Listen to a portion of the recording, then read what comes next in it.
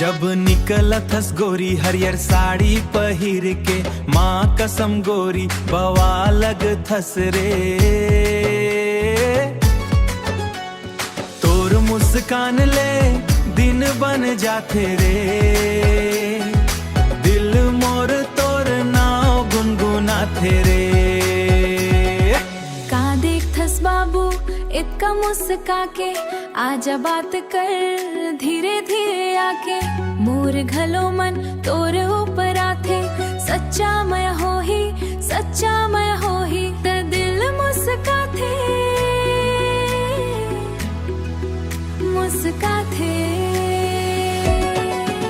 तोर बात माँ मिठास मोला भाथे, धीरे धीरे दिल तोर बन जाथे। हाथ ला धरबे छोड़बे नहीं, संग रही बो तोड़बे नहीं। तोर हरियर साड़ी मोर चैन चुरा दे, एक बेर हंस दे दिला मना दे। तोर चाल देख तोर बिना गोरी मन नहीं लागत है। हरियर साड़ी पूरा सीन चमके, तोर एंट्री ले सब झन दम के। धीरे चलथस दिल्ला हर ले, एक मुस्कान माँ मोला अपन कर ले।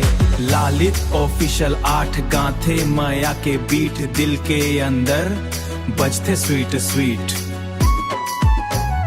डीजे माँ बाजही पूरा शहर झूमही, तोर संग गोरी किस्मत घलो घूमही।